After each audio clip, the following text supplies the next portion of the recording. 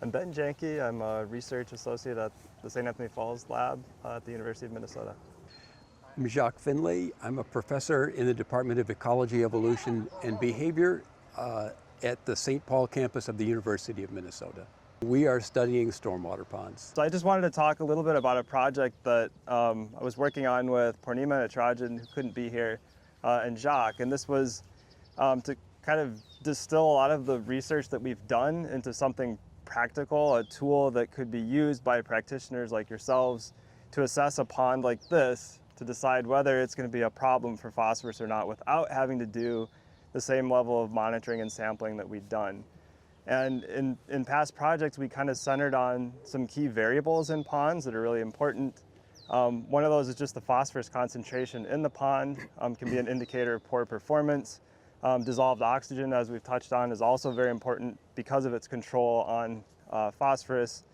And then the phosphate release that actually happens from the sediment that can be observed in lab studies. And so we developed a tool that could predict some of these parameters from different bits of information you can gather about a pond, its setting,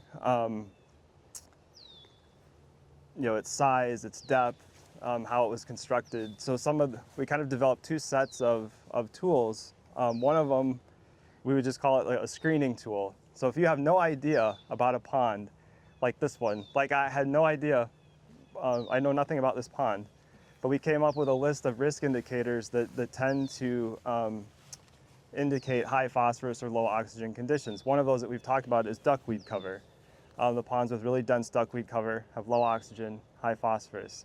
Ponds with emergent vegetation, sort of like the Bell Pond, also tend to have higher phosphorus concentrations.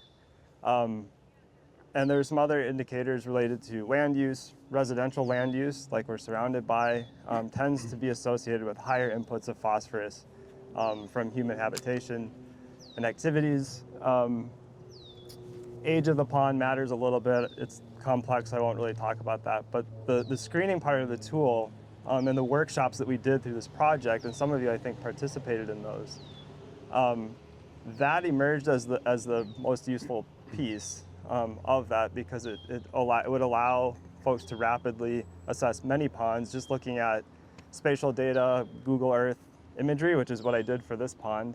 And from looking at just Google Earth imagery, I determined that this pond was constructed in about 2019, 2018, so it's pretty new. I could tell that in recent years it had very high duckweed cover, it has emergent vegetation, it's in a residential land use, so we would say this pond is probably at high risk of poor phosphorus performance.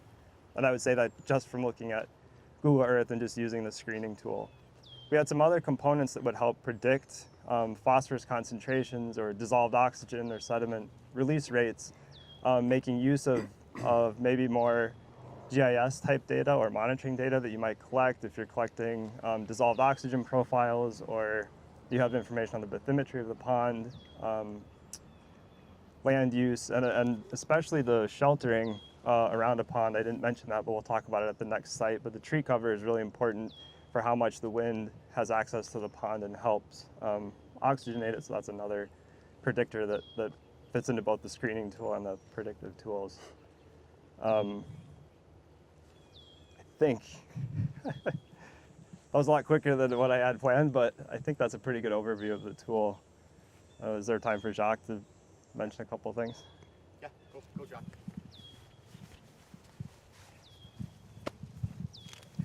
Just wanted to take the opportunity to say a couple of quick things about this pond and other ponds.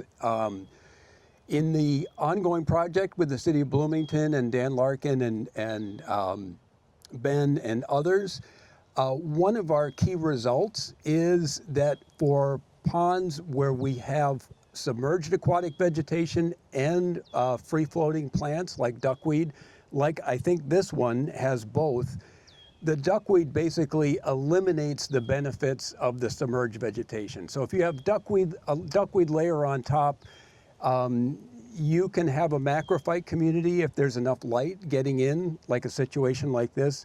But really, those situations are still poorer than the macrophyte only. So we're really thinking about how to design and manage these ponds so we, for this possibility of getting macrophyte only. So we're thinking about these stormwater ponds a little bit like shallow lakes, which you're all familiar with, are very complicated, and embarking on this journey of thinking about stormwater ponds and how we can push them over the edge in terms of just getting submerged macrophytes and identifying where and when that might be possible.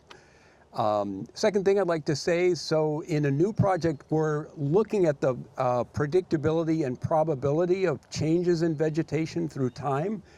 If you have interesting pond sites out there that you think would be good candidates for sort of thinking about those types of issues, please, we're always interested in finding out about those. They're really valuable for us.